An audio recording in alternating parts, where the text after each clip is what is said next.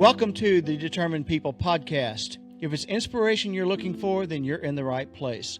This show is committed to bringing encouragement, strength, and hope to a desperate, divided world. Our stories are focused on people who refuse to give up, even when everything in them said quit. We hope you find yourself in these stories and say, if that person made it, maybe I can too. Now, today's episode.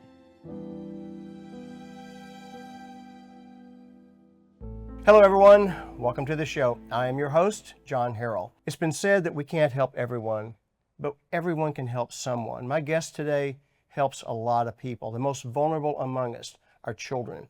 Stacy Johnson founded Central Texas Table of Grace in Round Rock in 2015. It's an emergency shelter for up to 13 children that focuses on our most vulnerable children, kids in foster care. Having been a foster child herself from age 2 on, she emancipated out at 16 years old, and her life is one miracle after another. But it's been through a lot of hard work, determination, and just plain grit. So we're going to get right into it. There's a lot of exciting things happening with Central Texas Table of Grace. Stacy, welcome to the show. Thank you for coming back on. Thank you for having me again, John. Yes, you were a guest 4 years ago, and you've been a busy girl since then. A lot has happened since then, yes. Absolutely. So a couple of things, and we're going to attach your original interview to the back of this one. So we're not going to go through all of Central Texas Table of Grace and all, but I do want to say, in our last interview, when you were telling your counselor that you wanted to be in a group home, she said, well, it's kind of like jail. So naturally, you created a group home. It's nothing like jail. In fact, it's incredible. Would you share for our audience what it's like when you have a child show up at Grace? Yeah, so we, for the first 10 years, were an emergency shelter. So that's designed for kids to just come for a short period of time until a foster home is found for them or a place that they can stay long term. So typically they're not supposed to stay longer than 90 days. But because of the placing crisis in Texas, they were staying a lot longer. And when they come, a lot of times they come with either the clothes on their back or a little bag of something. They usually don't come with a lot, but they get a welcome basket right when they come in. We make them feel safe, and we just kind of get them integrated into the routine. What's in the welcome basket? So the welcome basket is actually like almost a $200 value thing that we give them. So it comes in like their shower caddy that they'll ultimately use, but it has all kinds of hygiene products, like fun games and toys that are age appropriate depending on their age and gender. We put different things in there for different ages, but they get little toys and games. The girl, if it's an older girls, they get makeup. There's snacks and like little fun stuff in there, an MP3 player so that even if they don't have a phone, they can always listen to music at any time. A little noise machine for their room.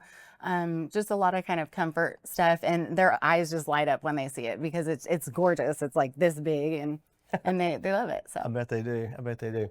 You know, one thing that I know about the way that you run the shelter has been, it's relational. It's not transactional. Right. And you make things specific. I remember when you took me on the original tour of the shelter in 2015, you showed me the beds, and the backboards of the bed had little cabinets in there, because you said sometimes kids show up with what's important to them, and it may not be many things, but they have a little space for it. And that was remarkable to me. I've never forgotten that. You know, what are some of the lessons you've learned running Central Texas Table of Grace over the last 10 years? So I guess a lot of the lessons I've learned are just that what I've tried to provide this whole time is individualized care. So sometimes what we think that a kid would want or something isn't necessarily, we're not necessarily always right.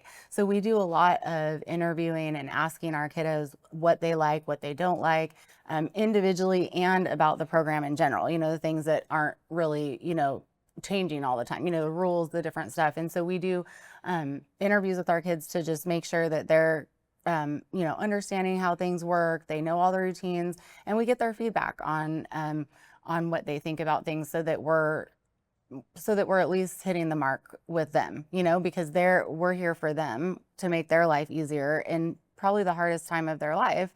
And so I want to make sure I'm doing things that are comforting them and not something that I just think that maybe comforted me at one time. We want to make sure what they need. Specific. Relational, not transactional. Right. What is a prejudgment or two that people have about children in foster care that you'd like to clear up? So just behaviors. A lot of times, the kids with trauma can appear sometimes to be disrespectful or have behavior issues, but a lot of times that's the trauma.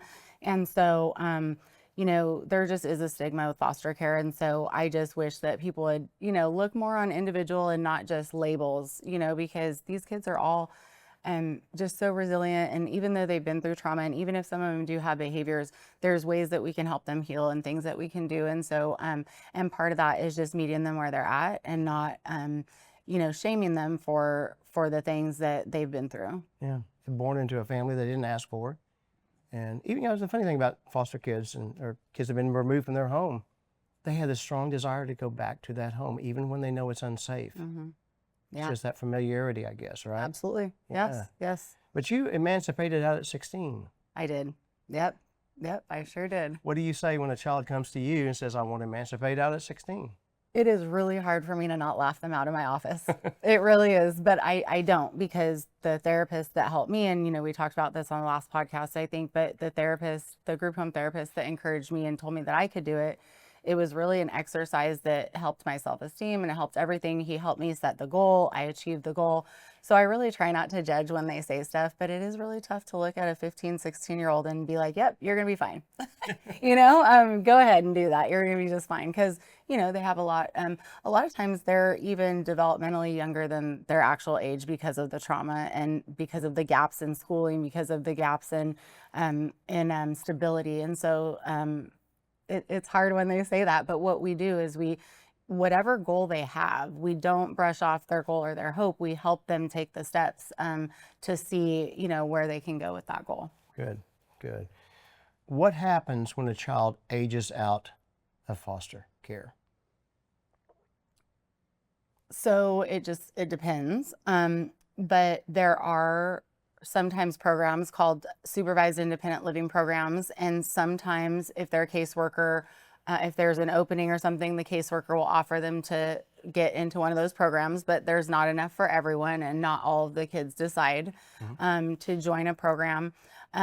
Most of them do just slip through the cracks because they've been, in foster care, and DFPS Department of Family and Protective Services has made judgments on their life and decisions, and they felt out of control. And so a lot of times if a caseworker comes to them and says, so do you want to sign up for another program where you can get an apartment, or, and they're like, no, I want to be on my own. I can do this. And the hallmark of a teenager is really wanting independence and not be told what to do. And so a lot of times just out of, being a teenager, they want to just go, and they don't realize how hard it's really going to be and what they need and the resources that they need that they don't have. There's some really ugly stories that you've shared with me. One I'd like for you to talk to our audience about is a young lady who was dropped off in Houston. Mm-hmm. She sent you a text message. Yes. Yeah, so this girl actually wasn't one of my past kids. She was the girlfriend of one of my past kids, is how I met her. And she, this is the text that she sent me when I was trying to kind of help them to navigate what was going on with them. And so this was the text that she sent me that really moved the needle for me on knowing that something had to be done about this aging out thing. Because even before this, I'll read the text, but then I'll tell you what also led to, sorry, I just have so many. Okay. So this was the text she said. I guarantee you no one, I'll blank out the word. I guarantee you no one cares about kids in the system or what happens to us the day we turn 18. I was dropped off in downtown Houston, my 18th birthday, with no money, no phone, no ID, or any of my papers, which I still only have copies of, at a homeless shelter where we had to stand in line and draw a piece of paper from a bowl to see if we got a bed, and I didn't. I had never even been to Houston. And unfortunately, this is extremely common with what happens. And so that's when I really kind of said, you know what, we've got to do something about this. And we did. We helped her. We didn't have the official program yet, but we got her into an apartment. we had everything, arranged for her, and we did everything. And I knew that we needed to be able to do more of that with a real program. Yes, absolutely. And there's some cultural changes that need to occur at DFPS. There are, and it takes time to change cultures. But one of the status stories you told me was about a boy named Monty. Can you share that story with us? The choir? Yes. Yeah. So we had a kiddo. This was just a few years after we opened, and of course he changed the name for privacy. But basically, he had been with us for probably like more. The details are a little bit. It's been so long, but it was a long time. He'd been with us for probably 6+ months. And he was doing really well in school. He was in choir, and he had a big performance, and that for that night. And we had bought him a tux, and even like a bunch of the staff was coming in, even on their day off to watch him, and it was a really exciting thing. But that morning we got a call after all the kiddos had gone to school that they had found a foster home in Dallas and they were coming to get him. And we said, oh, no, you can't get him today. Well, we can give him a ride to Dallas tomorrow. We could do whatever, but he has a big performance tonight. We've got all this stuff. And they said, no, we're coming to get him. We need to come get him. And so that's when actually my staff I hadn't been involved until they called me and told me that. And then I tried to get involved. We begged, we pleaded, we did everything, and they refused, and they came and got him. And they dragged that boy out the door kicking and screaming. And he was not able to say goodbye to his friends. He was not able to do the performance. And the look on his face as they dragged him out, wondering why we weren't stopping it, I'll never forget that. And I just want to see these kids have more ability to know what's happening with them and have some sort of, warning and dignity and things like that when their whole life is going to get changed, changing schools, changing homes. I mean, think about that little boy getting picked up by a worker at school that he's never met. Mm-hmm. So I think we get to where it's the day to day, and this is just what we do, and we go, and it's like, but no one's looking at that child and saying like, how is this going to affect them? It's just like, we got to do what we got to do. This is the day. That's the transactional piece, which is wrong. And it wouldn't have hurt for him to do the performance, and you offered to drive him to Dallas immediately after the performance was over with. So, you know what happened to him? We don't. No, that's heartbreaking. That is heartbreaking. But you are doing something about it. When we talked 4 years ago, you had already started Grace 365, furnishing apartments, renting and furnishing apartments, really nice furnished apartments. Mm-hmm. But you're about to enter the next phase of that. Tell us about this next phase of Grace 365. So Grace 365 is the program, because we started out as a shelter for kids under 18. I was licensed for 5 to 17. But then about 5 years into having the shelter, it was like the floodgates came open, and all of a sudden I was getting calls from kids who had been in the shelter at one time or another and had aged out and were struggling. And it was like almost a daily basis. I was getting a call from a kid that, they had lost their apartment and they didn't have anywhere to go.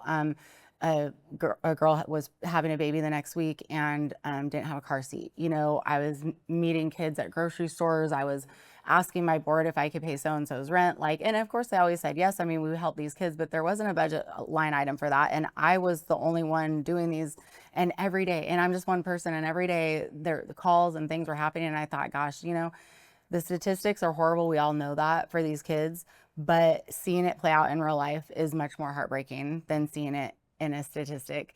And so I was like, we have to figure out a program. And I actually ended up getting a growth grant from a foundation. And so I was confident enough to open yet another unsustainable program. And so I did. And so now what we do, for the last 5 years, we basically, I don't own the apartments. I have a corporate lease at an apartment complex, and we rent out apartments for our young adults. We fully furnish them. We help them transition into adulthood and help them with everything they need and do life skills and all that stuff. And so that's been really great. But in order to make it more sustainable, we are going to be building our own apartments. Mm-hmm. And you break ground fairly soon on that. We're hoping for beginning of next year, yeah. You know, there's so many miracles that have happened in your life. They're innumerable. But, you know, I love watching God work through you. And it is absolutely awe-inspiring. You were on the cover of Austin Magazine several years ago. That led to a major donor who will remain anonymous. Would you share that story with our audience? Oh my These gosh. things don't just happen. Yeah, this was just incredible. So yeah, I got chosen to be on the cover of Austin Women Magazine about Central Texas Table of Grace, and it was a really fun experience. And basically, who's my biggest donor now? Basically, her accountant was at his doctor's office, and she actually doesn't live here. She lives a few hours away, and he was at his accountant. He lives here, or his doctor, her accountant at his doctor, and there was the magazine in the waiting room. And so he saw my article, and I guess he texted her and said, "Hey, you have to check out this girl, what she's doing. You know, I'm gonna bring this next time I come." And then I think she sent me the first donation, which was, you know, I think it was like 500 or something, 1,000. I can't really remember what, but it started out small and then slowly grew. And now she's the biggest donor we've ever had. So Multi-million. yeah. Yeah, multi-million. Yeah. And I also know you, and I know you sent her a personal thank you note. Well, of course. But you'll do that. But you'll do that for a $25 donation. It's, you know, it's the power of putting that out there into the world. And so, you know, but just somebody who happened to. This is not by coincidence. Einstein said, "Coincidence is God's way of remaining anonymous." I mean, he happened to be in his doctor's office, picked up the Austin Woman magazine and read it and saw you. So, Yeah. but there's so many more stories like that. What skills do you teach kids to be on their own? So again, we really do individualized care. So it's not like we have this like 12-month program and everyone goes through it and then we start over again. We have certain skills that we have on a list that by the end of the program, they should be able to do each one, but we kind of tailor it to them and individually where like what they're working on, what their goals are, what they need to know. There is a cooking element every month to basically we have what's called Second Saturday, and we call it that because it's on the second Saturday of the month. That way they always know when it is, like if they need to ask for time off, if they need to do, you know, they just always know it's the second Saturday. You can always remember that. But they come for about 4 hours. We make a meal together. We do a life skills class, or we'll have a speaker, or we'll, you know, it's about 3 to 4 hours. And, but cooking is always a part of it, and meal prep and things like that. But it's really kind of tailored to whatever they're doing at the moment individually. Yeah, I've actually been a speaker at 2 of those. Yeah, it's tremendous fun. Just come hang out. You know, was great. Yeah, and they have great food too. So, which keep me coming back. Now, I heard you say on another podcast that vulnerability fosters connection. And human connection is vital to reaching and impacting people at the heart level, which is how you make an impact. But growing up the way you did, growing up the way I did, we have a hard time trusting people. How have you been able to allow yourself to show vulnerability and not retreat back into the corner, which is always waiting?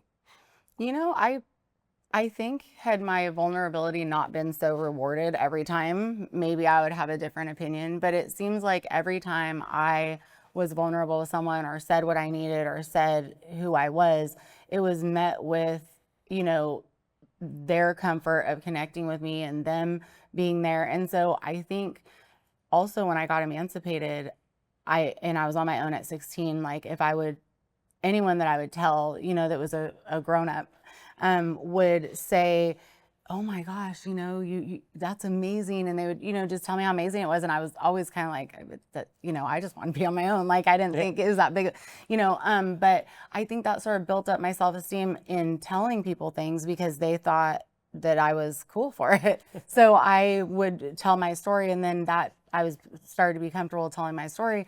And I'm really glad because I think that being able to tell my story is helpful to our kids because they can see that you can come out on the other side from some of the worst things that you're experiencing and your life can be good again. Yeah.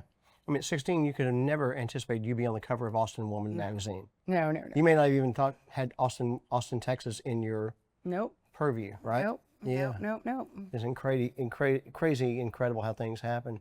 And also, you landed in a wonderful community, Round Rock, Texas. I've never met anyone in Round Rock who doesn't know you or know of you and who doesn't just absolutely adore you.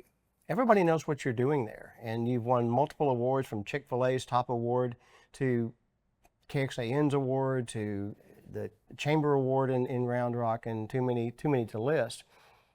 But it's just, I continue to watch God move in your life, and it's been so much fun for me on the outside to watch that. What will the capacity for Grace 365 be in its final? 24. 24. And right now it's 10. We're limited to 10 because of the budget, because of how it skews the budget so much. We can only afford to help 10 kids at a time in the apartments that we're renting. But once our own apartments are built, obviously that changes the budget and everything else. And so we'll have 24 units. Yeah, you're constantly fundraising. How much do you have to raise every year? $1 million. $1 million. Yeah.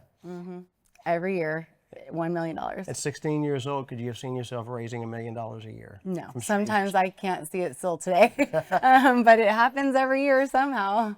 Yeah, but I know you're It's grateful. my community. You're grateful for everything. This community has just really been incredible. You know, you and your staff see some incredibly horrible stories on the front line. How do you take care of yourself? How do you keep yourself without losing your heart for the children and for being compassionate toward them? How do you protect yourself and take care of yourself? Well, we encourage a lot of self-care, and we do trainings on self-care, and we, all of our employees have health insurance, and so they can, take care of themselves on things. But we really just try to, as a group, really take care of each other. And really, when you're helping others, you can get really bogged down, and it can be really sad, and it can feel like the weight of the world is on your shoulders.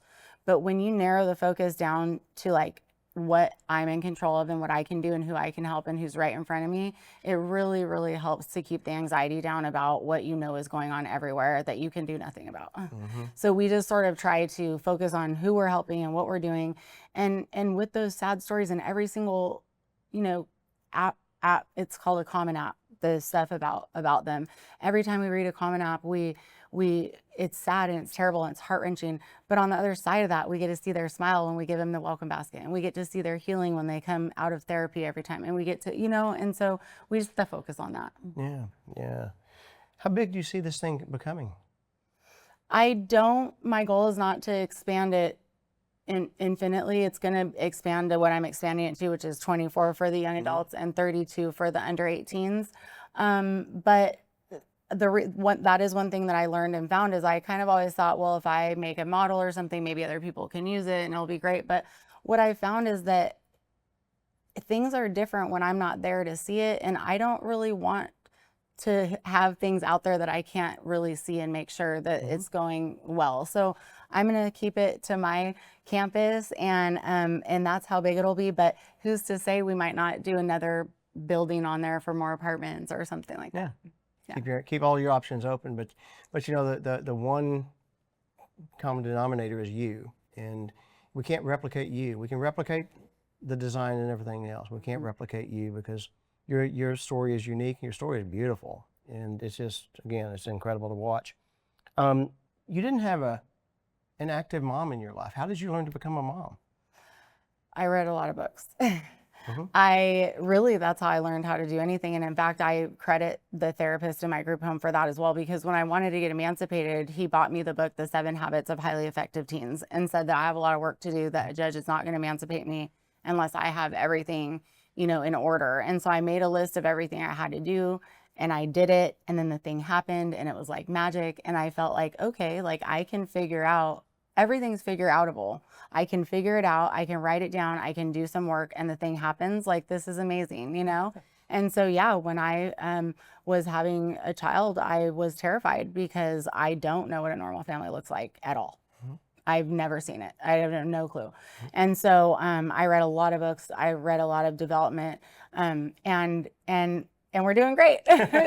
she's 13 now, and she is awesome. She is just a beautiful young lady, and caring and just kind, and just I'm just so proud of her. Everything you've asked for. Yeah. But it Yeah. doesn't happen by accident. It happens because of hard work, dedication, a lot of love, and a lot of worry. And I'm a parent. I know what it's like. Oh yeah. Even though I'm a parent of boys, you still have concerns. You know, let's finish with a success story. Tell us about a success story. Someone who's come through the shelter maybe, and they've gone to the Grace 365, but they're really they grasped it, they got it, and they're really doing well. Give us a success story. I'm about to cry just thinking about her. She is a young lady who was in the shelter when she was 15 and with her sister. And she was quite a while, it was several months. We got to know her. And then it was probably like my second participant. I was meeting at for Grace 365, I was meeting at the apartment with the caseworker to interview them and see if they would be in the program. And when I walked into the apartment, it was her. And I hadn't seen her since she was 15. She was now 19. Mm-hmm. And it was her. And we just both like screamed. I didn't realize it was going to be her. And we both screamed. I was like, you're in. Like, you don't even have to do the interview. Like, we're doing this, you know. And she actually, there was a lot of touching things with her. Like one thing was that, you know, she was with us when she was 15. She's now 19. Everything that she owned pretty much was something we bought her after all that time. And so it was like, it was kind of heartbreaking for her, but it just showed how we do show up for them and how we make sure that they're taken care of, because that's what she had. And then when I was unpacking her stuff with her, she had a poster that we made that said, "It's not goodbye, it's see you later." And it had pictures and everything, and she still had it, you know? And then we're putting away her kitchen stuff, and guess what? She has her Six Flags and Schlitterbahn cut from when I took her to Six Flags and Schlitterbahn. And now she's 6 months or 8 months post-grad, maybe even longer, maybe like a year now, post-graduating Grace 365, and she's still coming the second Saturday. And she wants to do presentations and tell the kids how they should be using this and what they should do. And she's just, gosh, I'm just so proud of that girl. Fantastic. Yeah. Fantastic. You're making a huge difference. And you're one of the unsung heroes in this world. I tell you, God's got a special anointing on your life. You can't miss it when you see just the things that have happened. And I encourage our viewers to go back and watch the original interview from 4 years ago. And the miracles are too innumerable to go through with you again. But her story will make the most hardcore atheist have to consider there might be a deity out there. So, Stacy, I can't wait to see how God continues to use you. How do you want to be remembered? I just want to make a difference in the lives of foster kids. That's all that my life is about. And like, I want to make it easier for them. And so if I could do that, if I can change the statistics even just a tiny little bit for the kids that I serve, then I'll be happy to be remembered for that. Yeah, well, that's worthwhile. You know, no matter how much wealth or notoriety or anything else that we gain, if we just use it for ourselves, that's hollow, it's shallow. And it's just not, it's meaningless, right? But you're doing it for other people, and you said one time, you knew there were good people in the world, you just hadn't met any of them. Yeah. Now you're making up for it by the truckloads. You've met so many good people who are advocates, and like I say, I meet people in Round Rock, and everybody knows you, everybody loves you, everybody supports you. It's wonderful to see. Well, and I always tell people too that all the love and support I got from my community has truly healed my heart of all the past abuse I've suffered. It was a lot of therapy too, don't get me wrong, but like, sure. I feel like the community, I want viewers and people to understand that when you reach out and help a nonprofit, or you donate, or you volunteer, you do anything, it is helping so much more than you probably even realize. Because it's touching not just the person that asked you to do it, but the people they serve, and it just ripples and ripples and ripples. And we need everyone to participate, or things wouldn't happen. And it's just always, I mean, I remember when I first started raising money for this, I literally couldn't believe it when we would get donations. I would just be like, why are they doing this? Like, this is amazing. And I would just burst into tears like every donation. And it was just, it was incredible. And it just felt really good to have people care about our kids the way that I do. There are good people in this world. In today's look at me culture, you got to look pretty hard to find them, but they're out there. Yeah. And anyway, thank you, Stacy, for coming on. Thanks for having me back. Absolutely. And that is our show for today. Go to the website. It's on your screen. Check out Central Texas Table of Grace. Schedule a tour. Donate. Get involved. Volunteer. Do whatever you can. They have an Amazon wish list that is continually growing, and they have great needs, and it will give you a feeling in here that is indescribable when you do something for someone that can never do anything to repay you. In that way, I do believe we're made in the image of our Creator, because He's the one that just gives, but we can do our part here as well. And children are our most vulnerable ones. They're our most vulnerable citizens. So again, go check out Central Texas Table of Grace, and your life will be better for it. Thank you for watching, and hang on if you have time and watch our interview from 4 years ago. I'll be back on the audio broadcast tomorrow with another 60-second message of encouragement, strength, and hope. Until then, everyone, be well. Stacy Johnson is the founder, owner, and chief executive officer of Central Texas Table of Grace, which is a foster home in Round Rock, Texas. It can hold up to 13 kids. Unless you've been living under a rock, you've heard about all our problems with the foster system in Texas. And it's easy to point out problems, but Stacy is focused on solutions. Today, we're going to learn her personal story, how Grace House, as I like to call it, got started, and what her plans are to continue making a difference in our most vulnerable citizens, our children. So welcome, Stacy, and thank you for being on the show. Thank you so much for having me, John. It's good to see you. You as well. Let's just start off with your story. I mean, you turned out pretty good for a foster kid. Yes, I hear that a lot, actually. I grew up in foster care. I went into the foster system at the age of 2. My mother was an alcoholic, and my grandmother and her sisters suspected some abuse because just very randomly I became deathly afraid of men. And so they knew that I was maybe seeing my mother get abused or I was getting abused, and they called CPS, and I was taken out of my mom's care. And I was in and out of foster homes until the age of 15, when I actually asked if I could go to a group home because I was just getting sick of being moved around. I had been in 10 different placements by the time I was 15. So I went into a group home, and then about a year later, I got legally emancipated and was on my own.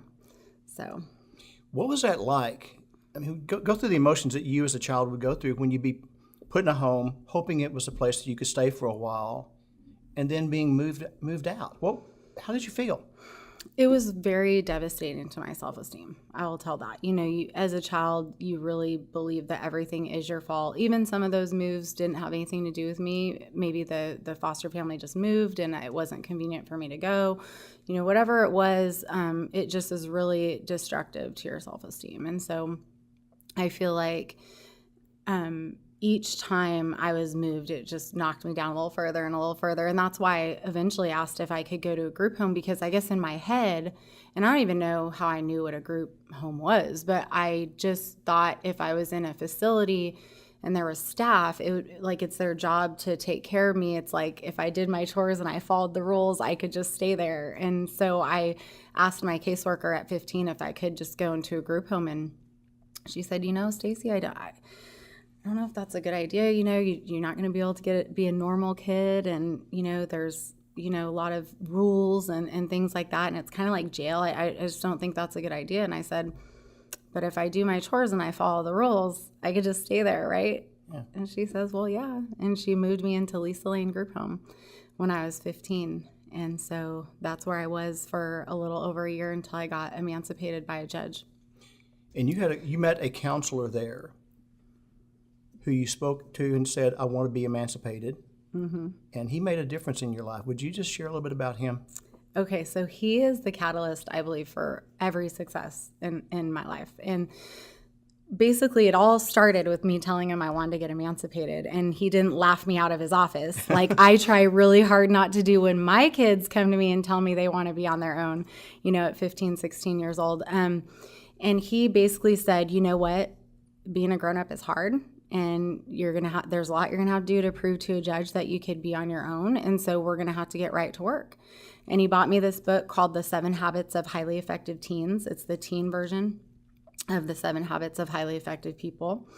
And he got me that book, and it talks about being proactive instead of reactive, beginning with the end in mind, writing down your goals and things like that. And I really looked at this book like it was my Bible. I followed everything it said and I did what I needed to do. And when I was 16, I went before a judge and he did grant my emancipation. And that therapist, he saw me not for what I was, but for what I could be. And I think that made a huge difference in my life. No doubt about it. How did you feel when you heard the judge say, you're free, you're emancipated?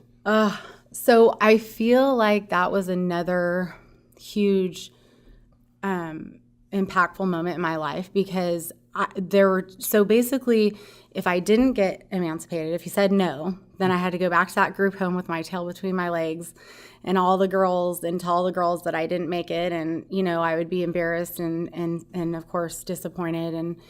But if he said yes, that was it. I was on my own. I was moving into my own apartment, and that would be it, and it would be a big adventure, to say the least. So I remember he said, "Young lady, will you please stand up?"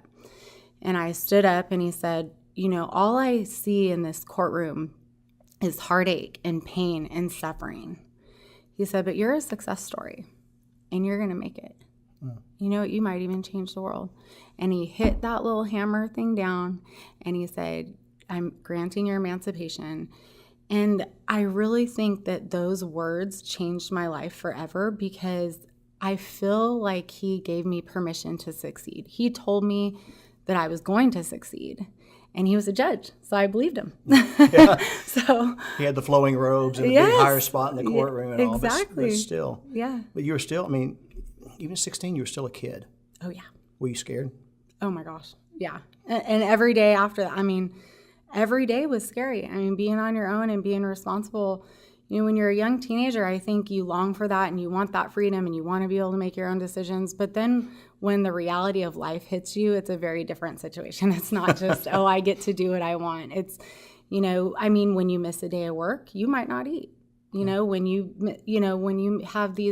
do these things, there are consequences to everything you do. And so I learned very quickly that I needed to live my life right and be responsible, because not being responsible for even one day could have extreme consequences. Wow, what a great lesson, though, to learn early. Yeah. And you had to learn it through necessity. I see people on Facebook or something saying, I went through the school of hard knocks. I'm going, you don't know this young woman.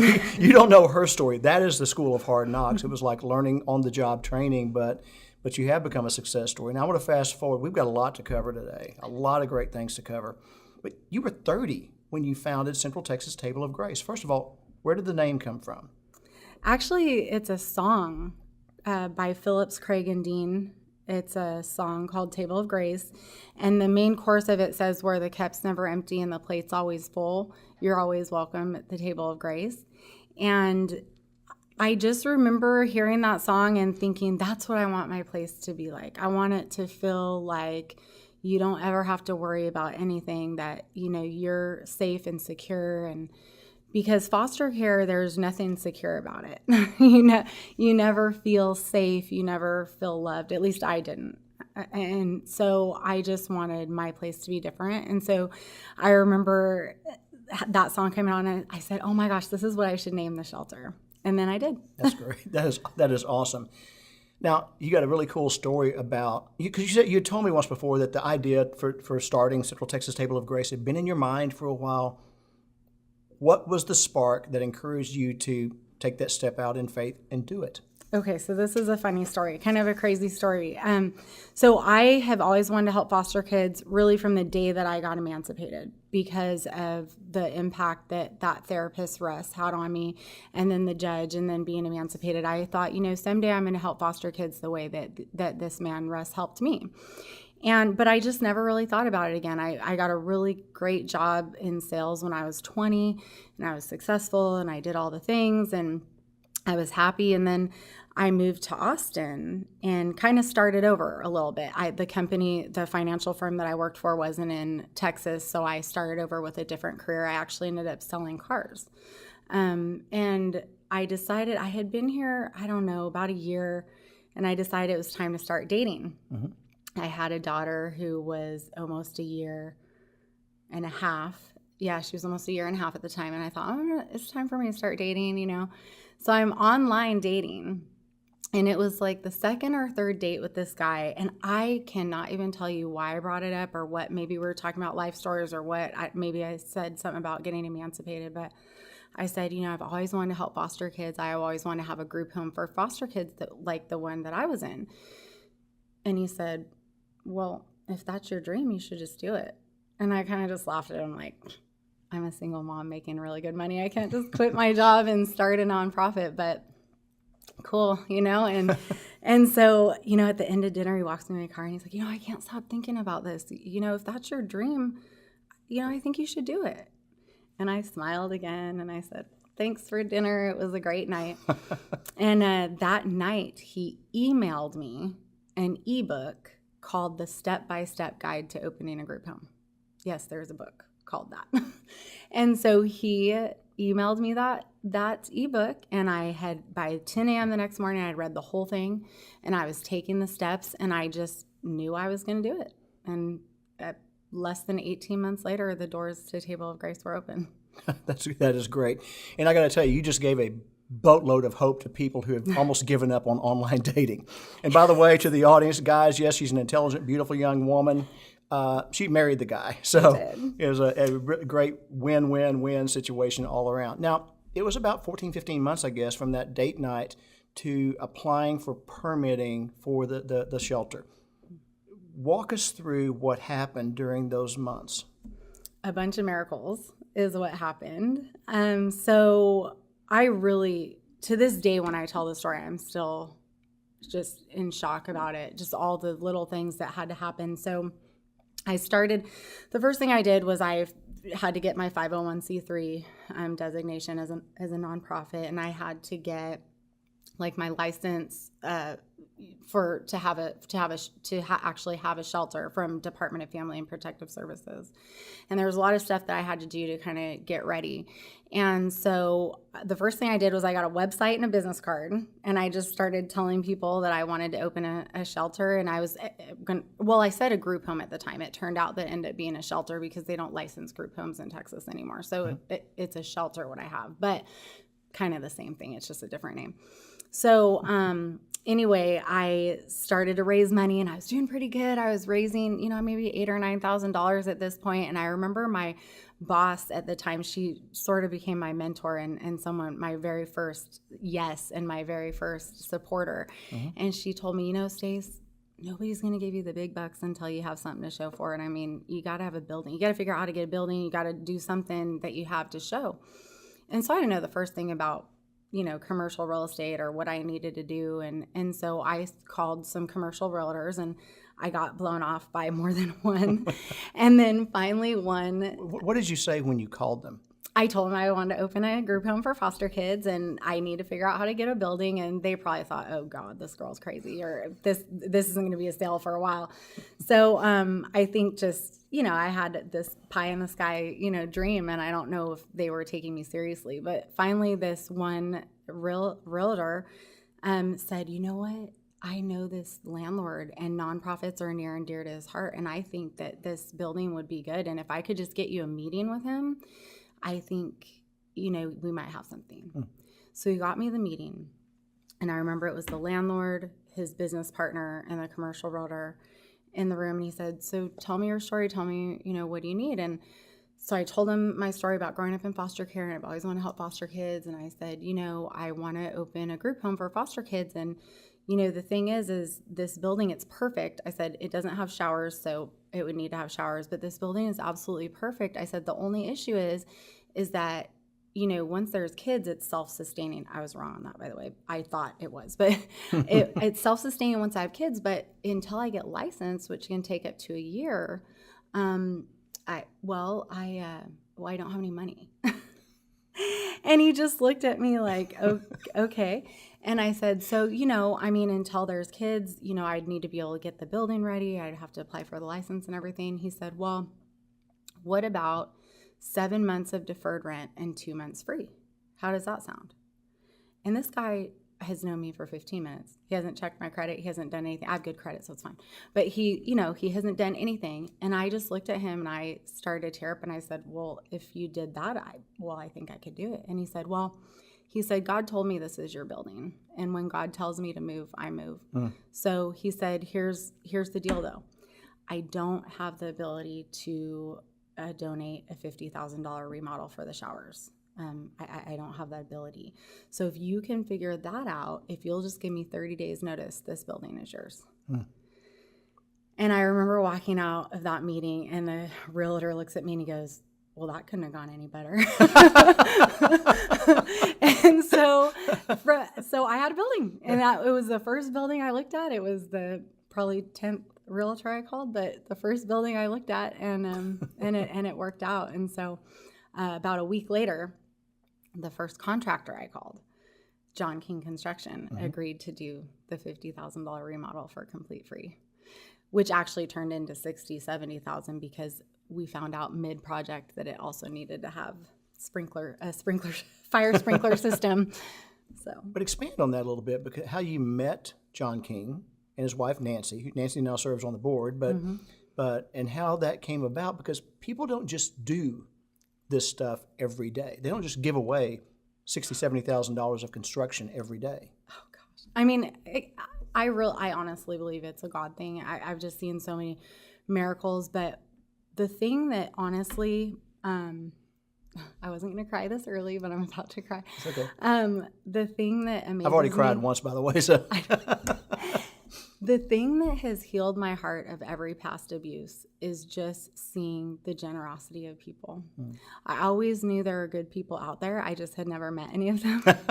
And through this process, I have met so many amazing people. My community has rallied around me, people that don't know me, people that do know me, people that just know someone that knows me, and complete strangers have rallied around me and helped me with this mission from day one. And there were just so many of these huge miracles that just don't happen. And John King, really, he was just my mentor, Lisa Copeland, who was my boss at the time, had just given me his name because she thought he could she knew him and he was a commercial construction guy. And she thought, well, if you find a building that needs something, he'll at least be able to look at it for you and just be honest about maybe what it needs or something like that. She goes, he's too busy. He won't be able to actually do anything for you. He's just an honest guy that, if you're looking at a certain building or you get a quote from or something, he'll be able to talk to you. And so when I called him to just ask him that, he said, well, sometimes we do charity projects and it's probably about time. So let's talk about it.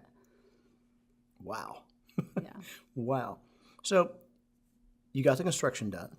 And in the meantime, you're still out looking for money. And when it was done, there's a really cool story, as I recall, about when you went and bought furniture for the home.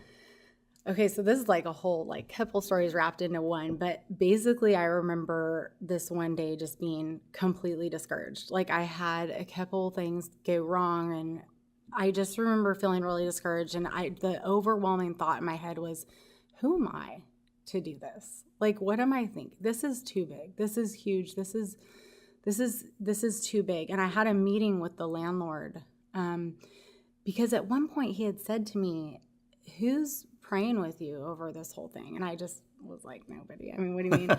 And he's like, well, he was actually studying to be actually a pastor, I think. And so he was meeting with his pastor, and he said, why don't you swing by on Monday? We'll pray with you. We'll chat about the lease. We'll talk, whatever. Come by on Monday.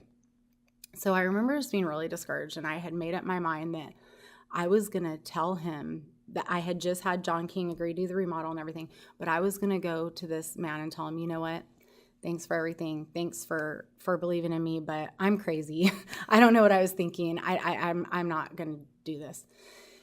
So I pull up and I look, and the building that I'm going to be renting, every single piece of furniture that was in that building is now on the front porch. He's already moving out.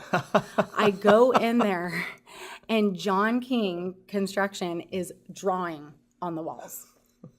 And I'm like, well, I guess I'm doing it. So I go meet with this landlord, and he just prayed with me, and he ended up literally going over every single scripture in the Bible that had to do with faith. And it was like, I stepped out of there with my faith renewed, and I thought, you know what, I'm going to do this. And then right as I walked out, I get a phone call from Austin Couch Potatoes, who had agreed to give me the beds for like a third of the price. I wanted these certain beds for the kids that had a nice shelf and they had drawers and they were really nice. And he was the first furniture store that gave me the time of day and said, we'll give you and this was a real good discount. So he's like, hey, your beds are here. Why don't you come down and get them? So I go down there, and I remember just my hand shaking writing the check, because this was all of the rest of the money in the account. And also buying these beds is like, okay, this is happening. I got the building, I'm getting the beds, like there's no turning back, like this is happening. So I'm writing the check and my hand is shaking, and the guy looks at me and he goes, I'm having you buy the beds today for our cost, but God actually put it on my heart that I'm supposed to donate all the rest of the furniture to you to furnish the shelter. Wow. And so I just want you to know that I'm going to come by and measure later on today, and I'll donate the whole rest of the shelter. Wow. I bet you cried then. Oh, yeah. I mean, you couldn't shake my faith now. I mean, I'm not this huge, like, religious person, but I have so much faith that, this was supposed to happen. Like, I was supposed to be there to help these kids. And now it's been 7 years, and we're helping the kids. You don't have to show religiousness to have faith. Right. Okay. There is a big difference now, but there's a story that you've got to share with us, because you're down to the ninth inning, bottom of the ninth. It's December, and you don't have all the money in the bank that you're supposed to have to apply. And what I want our audience to know is, you get to apply for licensing one time per year. So if you missed the December 31st of 2014. That was it. The plug would have been pulled. Yes. No matter what you did, because you'd have had an empty building that you couldn't fund. fund. And here John King has done all this. I've gotten all this free rent, and I'm thinking, I'm gonna have to move to Mexico. I don't know. I don't know what, if I can't do this, I don't know what I'm gonna do. And I just remember being so nervous, because I had to have all the money. So you had to have 3 months of operating cost. And based on my budget, which, again, I was really wrong on a lot of this stuff. I was very naive, and we figured it all out now. But at the time, they accepted my budget for the year, and 3 months of operating costs would have been $75,000 that I had to have in the bank. So, of course, Bill took the next logical relationship step and co-signed on a $25,000 line of credit with me. And then... That's not logical, by the way. Not always good for the relationship, but it worked out. It worked out. And then I still needed like $50,000. And I didn't know what I was going to do. And I remember there was this big fundraiser that Lisa was putting on for me. And it was going to be at Fiat, and she had all this stuff, and she was having it catered, and it was going to be this great fundraiser. And it was a beautiful fundraiser, and it was great. And she was out of town the week before, so some of the people she had thought were coming didn't come, and it ended up being just a whole lot of the people that had already helped. Yeah. And so at the end of the night, I counted up the money, and it was $1,200. And I needed $50,000. So $48,800 to go, and I had 7 more days. And that was my ace in the hole. I had no idea what I was going to do. So the next day, Elizabeth Saab from Fox 7 News Austin called and said, hey, somebody told me about you. I want to do a little story on you. Can we come out, tomorrow? And this is how naive I was. I really thought, like, oh my gosh, I'm going to be on the news. Table of Grace is going to be famous. All the donations are going to come rolling in. Well, it turns out, like, local news doesn't make you famous, in case anybody was wondering about that. But she did this beautiful story. It was like the 9 o'clock spot. It was like a 5-minute story. It was really great. And I remember sitting on the website all night, like just clicking refresh, waiting for the donations to come in. And I think I got like 2 $50 donations. And the next morning, I was just in tears. I'm just like, I don't know what I'm going to do. Like, how is this going to happen? There's no way this is going to happen. Well, the next day, my friend called, and she's like, you're not going to believe this. Are you sitting down? And I'm like, what? She goes, my friend posted your news story on Facebook, and her mom from Arkansas saw it and said, I'm supposed to give my money to this lady, but God told me I'm supposed to give my money to this lady, but will you at least go to lunch with her first? Her daughter lives in Austin. So my friend goes, can you go to lunch? Like, now. And I said, yeah. So I Where? go to lunch. Yeah. I tell this girl everything I'm doing. She goes, okay, I'm calling my mom and I'm telling her to do it. My mom is going to send you a $25,000 check as long as your community will match. Mm-hmm. So that night I posted on Facebook, and within 4 days I had five $5,000 checks. That's incredible. I want people to remember, this is Christmas time. Yeah. People aren't flush with cash for the most part, or else they've given their church donation for them. They've done their charitable donations, and you're at crunch time. Yeah. Wow. Like on the midnight hour, I was able to print the bank statement the next day and send it in with the application with $253.19 more than I needed. So that is just, again, it seemed like every time that a roadblock was put in your way, God just stepped in and removed it. Yeah. He removed it. There's no question that there's something bigger at work here than just, young woman going out, raising money, opening a shelter. There's something much bigger at work here. Let's move on to shelter's open. You start having kids. What's the emotional state of a child when they arrive at the home? So obviously, I love to think of my shelter as the best one out there, and it's beautiful and it's gorgeous, and all of us love kids. But you know what? This is the worst day of that kid's life.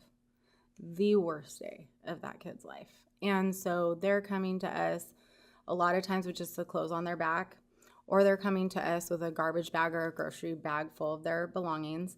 And this isn't just from their abusive home that they're coming with a garbage bag. I'm talking, sometimes they're coming from another foster home. Sometimes they're coming from a psych hospital or another facility, and they're coming with a garbage bag. Mm-hmm. And so number one, that's the first thing that I say, no child will ever leave our care with anything other than proper luggage, mm-hmm. or in some cases, we have to buy them moving boxes because they've acquired so many things during their stay that it actually is it's too much to even put in a couple suitcases. But they're just having a really, really tough time. I mean, regardless of what abuse they've been through. I mean, I've seen kids come with bruises and bumps, cigarette burns, the whole 9 yards. No matter what they've gone through, though, they still want to be home. I remember from a child development class I took years ago in college that was true, that a kid, no matter how bad the environment was, that was their security. That's what they knew. Yeah. And so they show up like that, probably maybe a little resentful, a lot of fear, a lot of the unknown, because they're kids and their future is completely out of their hands. Yeah, totally out of control. And that is why we when they come, every kid gets a welcome basket, and it has even their name on it. And it's about $150 value actually, but it has all their hygiene supplies. It has a fuzzy blanket, fuzzy socks.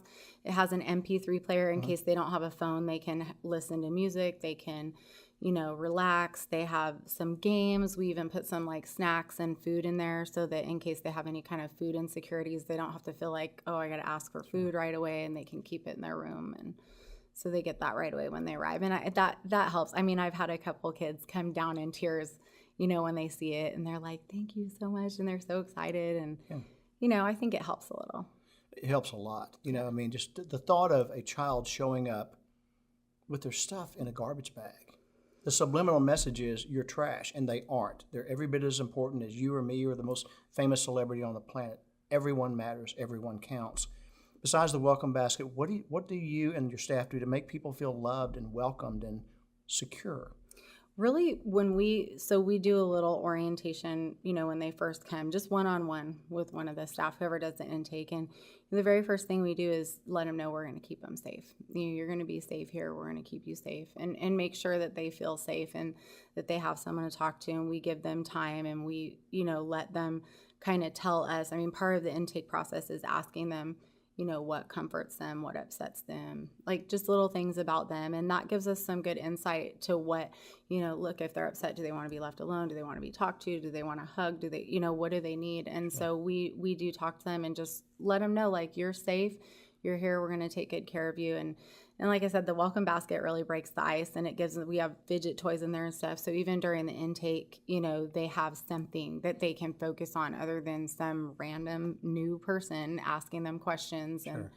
and stuff, and they've got, something that they can kind of focus on as well. And we also we like to tell them about all the activities that we do, because that's one of my big focuses as well, is that a lot of these kids have not gotten a chance just to be kids. I mean, they've been taking care of a drug addicted parent, or they've been taking care of their siblings, or just taking care of themselves and having to be kind of the grown up in the home. And so we do tons of activities. We take them out and about, and we do a lot of fun Oh, I things. see it on Facebook. I'm like, they have a better life than I have. I know. I think they do more stuff than my kid does. I think I said to you when I first came to the shelter, no one's ever going to want to leave, you know? And you have kept in touch with, or they kept in touch with you, some of the kids that have aged out. Yes. You still hear from them. So that truly is a relationship. It's not just you're coming in, we're processing, and then eventually you will leave. I want to move from there into when kids age out. At 18, they have to leave. But the statistics of what happens to them are horrifying. You know, life is always a struggle, but these kids are absolutely, for the most part, unprepared for life. You know, I've got some numbers here. 20% immediately are homeless. Less than 2% go to college, but college is free in Texas for foster kids. Only half are fully employed by age 24. But you're doing something about this. Tell us about Grace 365. I think one of the most heartbreaking ones you missed right there was that 75% of the girls who age out become pregnant. And out of that 75%, 50% of those kids go right back into the system. And so that's one of the things that I think is one of the most heartbreaking things. And I wonder about that statistic even being low, because when I think back Hard to to track. any of the girls that have aged out of the shelter, I can't really even come up with one off the top of my head that doesn't have a baby now.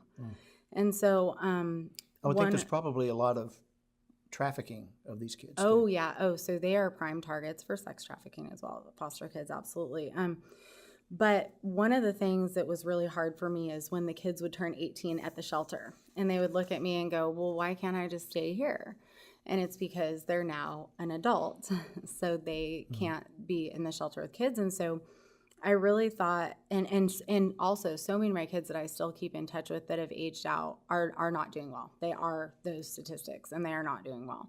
And so, and when they would turn 18, I would try to help them get into what's called a supervised independent living program, which is extended foster care. They can sign up for extended foster care and go to a supervised independent living program. They just can't do it at Grace House, right? Right, because I wasn't at the time. You know, I'm a shelter, and it's for kids 6 to 17. So no one over 18 or older can be there. But they do have these supervised independent living programs. And what I noticed is, number one, there's not enough of them. They're all on a waiting list. You can't get the kid into them. And then the other thing that I noticed is that a lot of them did have a lot of rules for being an independent. I mean, I remember one of them, the kid couldn't have a phone for the first 60 days. I'm like, how do you even function as a grown-up without a phone? So just the options weren't there. And I thought, I want to make an option. And so there's this place called Community First Village in Austin for homeless people. And it's a little tiny homes village for homeless population. And I remember being so inspired when I saw it. I remember thinking, we need a village like this for kids who age out of care.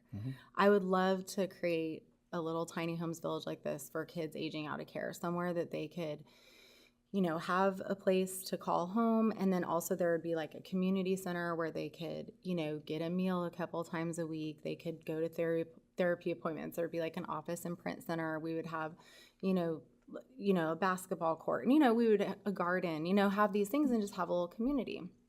And so I decided that I was going to apply for a supervised independent living license and start looking for land. But I didn't find the land right away, and so I wanted to start helping kids now. So we just started renting apartments. So in January, our SIL program started, and we now have 5 girls in apartments in that program. That's awesome. And you get the apartments completely, you furnish them? Yep, they get a full toiletries and everything, right? And they get a linens. fully furnished apartment, and gorgeous. Oh my gosh. I mean, we get volunteers in the community. A lot of them are like interior decorators or stagers or Gosh. yeah. I mean, I can imagine. Yeah, I'll have to send you some pictures, but yeah, they're just gorgeous apartments. And then we created a program for them, a once a month, where they come and we do life skills and we do cooking and we do different stuff. And they have to have a budget. They have to be working or going to school. And then we just create a plan for them, and it's supposed to be anywhere from, a year to 18 months. There's not a hard stop as long as they're following the program, and, we'll help them until they get where they need to be. But just a chance for them to grow up a little bit and become independent without all of the pressures. My biggest thing is having them get a driver's license and a vehicle. I think that's what sets these kids so far back, is that even the ones that get a good foster home sometimes can't get a car because no one wants to really take responsibility or put them on the insurance or, whatever. And so a lot of these kids just don't have a license or a car, even their paperwork. A lot of them age out without even a birth certificate or a social security card. Wow. So my big focus is a car and a license and making sure they have all their papers and they can save some money and learn some skills. Wow. You're getting them ready for life. Yeah. And wow. And Grace 365 in its final phase would be a much bigger scale than 5 apartments. Yeah. Which is a wonderful start, and it's an incredible effort. Your hard work and dedication has been noticed and honored by a lot of different organizations. And like this year's KXAN Woman of the Year. But the story I want you to share with us is this. In 2017, you won the Chick-fil-A True Inspiration Award. In May of 2018, you went to Atlanta to accept the $75,000 award for Central Texas Table of Grace. They had a surprise for you. Oh my gosh. Okay, so that was when my whole life came full circle. So they did a little video. The Chick-fil-A production team, did this little video to show the stories of the different nonprofits that received the money. And so at their gala in Atlanta, they, show the video and tell the story to their donors who helped make it possible.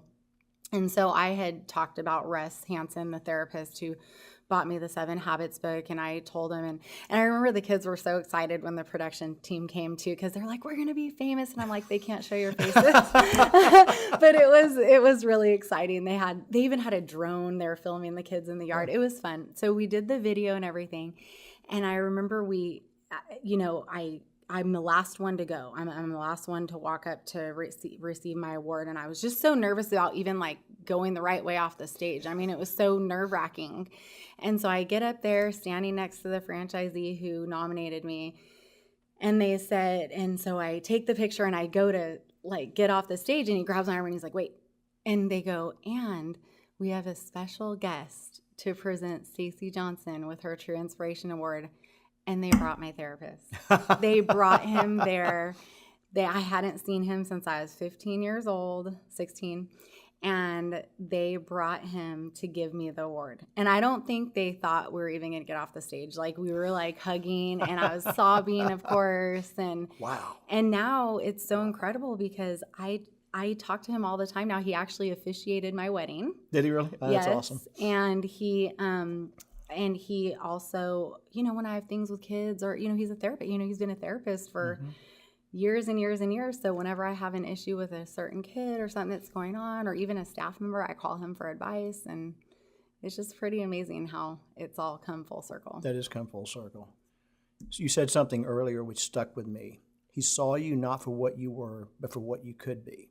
Stacy, you've had a lot of people that have just validated who you are throughout your life. Him, the judge, Lisa, and many, many, many others that are too many to name. But I love that story. That's why I didn't share with you. We were going to talk about that because it's just wonderful. He was a real gift in your life. But how do people find you and learn more about Central Texas Table of Grace? So they can go to our website, which is centraltexastableofgrace.org. We'll put a link up on the video. All spelled out, Central Texas Table of Grace. And then we're also on Facebook. So that's Central Texas Table of Grace as well. Instagram, I believe, is CTX Table of Grace. So we have all the social medias. You can get to all of them through the website. And then right on there on our website, we have all kinds of information about Grace 365, about the shelter, about, you can see what the shelter looks like on there. I mean, all kinds of stuff. You can also schedule a tour of the shelter if you want to see it and learn more about it. And you can just email right on the website, and I actually see all those and answer them. Sure. Is there a place that people could sign up to volunteer? Yeah, so same place on our website. There's a big button at the top that says subscribe, and if you click subscribe, you'll be put on our update list, which it's just me and my donations coordinator. You're not going to get spammed or anything. It's not some big marketing thing. Like once a month, we send out like an update email. And once in a while, depending on if you email and you want to volunteer in a specific capacity, we also have these sort of smaller email lists where, like, say you just want to be alerted if we need help, you know, moving something, or say you want to volunteer to take kids to appointments. One of the biggest things we need is people to take kids to appointments, medical appointments and stuff. Now that does take some training and background checking and stuff like that to be that involved in that level. But I mean, there's so many things that you can do to be involved, from actually being with the kids to just sponsoring activities or even making a welcome basket. And you have an Amazon wish list? We do. Yes. And John, you're one of our biggest wish list supporters, and I appreciate that from you. That is a really easy way for people to get involved. And I think people really love that because they can see and know that the money and the stuff is actually going to us and to the kids, because they can pick something that's important to them. So, you know, you can pick a stuffed animal or something for the welcome basket, or you can even pick the cleaning supplies that we used or whatever, but all that stuff is on the wish list, and you can order. Luggage. Yeah, luggage. Yeah. Duffels, things like that, sure. Yeah. Well, I want to end on that note because we've covered everything, and I do encourage everyone, go to the website. Check out the vision tab, which shows what she has in store for Grace 365. It is so well done. I emailed it to several people over the weekend and said, you got to take a look at this. You know, every person we meet, Stacy, is looking for two things. I call it your personal IP address, their identity and their purpose. Who am I and why am I here? You found yours early on, and I can't wait to see what God continues to do with your life, because I know it's going to be really, really big. But I encourage people, please do check out the website, check out the shelter, volunteer if you feel so inclined. The kids will benefit, but the adults will even more so. So thank you, Stacy. Thank you so much, John.